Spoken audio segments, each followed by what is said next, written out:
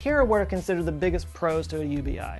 On the pro side, the idea is supported by some of the biggest names in the tech world, including Mark Zuckerberg and Chris Hughes of Facebook, Elon Musk, Ray Kurzweil, Richard Branson, and Sam Altman of Y Combinator.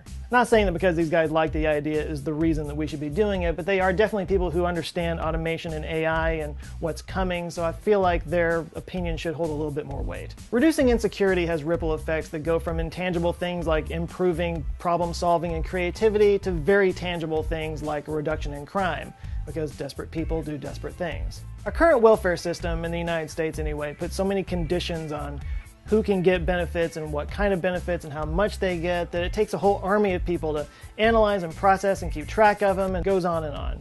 In a UBI system, everybody gets the same thing, which reduces complexity.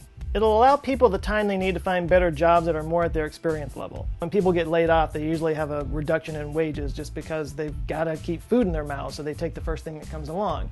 Under a UBI system, they would be able to kind of put that off a little bit and make sure that they get a job that they're qualified for. Similarly, it would give people in bad jobs more cushion to leave those jobs. You know, a bad job is like an abusive relationship, or it can be pretty close to that. A UBI would give somebody enough cushion to be able to leave if they needed to. In the current welfare model in the United States, you have to make below a certain amount of money in order to qualify to receive those benefits, which leads to a lot of people cheating the system and finding ways to game the system to get more money, which you wouldn't have that incentive to do that in a UBI, but that's a whole different thing. The point is, if you get a job, even a low-paying job, you lose those benefits.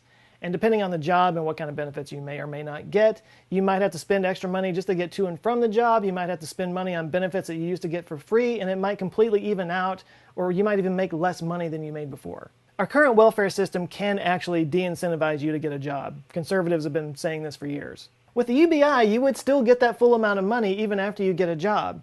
So there's no incentive to not get a job. It would just be more money, and who doesn't want more money?